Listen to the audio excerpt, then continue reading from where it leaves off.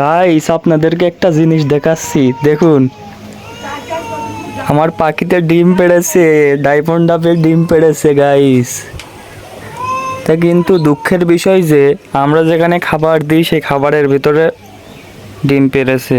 এখন এর ভিতরে তো তাওয়া দিতে পারবে না, এই জায়গায় যদি থাকে তাহলে তো সমস্যা, ডিম নষ্ট হয়ে যেতে পারে।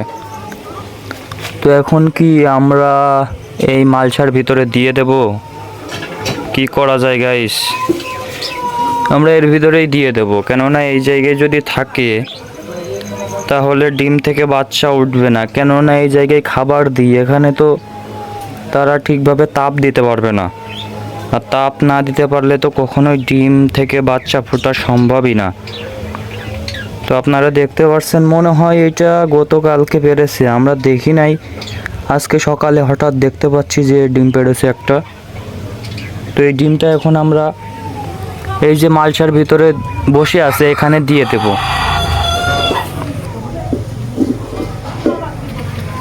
ডিমটা দিয়ে দিচ্ছি, জানি না ডিমে তাওয়া দিবে কিনা যদি ডিমে হাত দিই।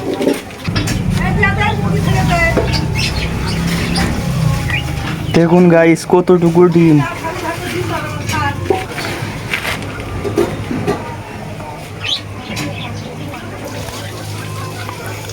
এখন ডিমটা আমরা খাঁচার ভিতরে মালসার ভিতরে দিয়ে দিই। মালসার ভিতরে দিয়ে দিলাম, ঘুরে উড়াই দেবে না, ঘুরে নিজেকে দেওয়া লাগবে না। ওই যে আমরা মালসার ভিতরে ডিমটা দিয়ে দিয়েছি, দেখা যাক ডিম থেকে বাচ্চা ফোটে কিনা।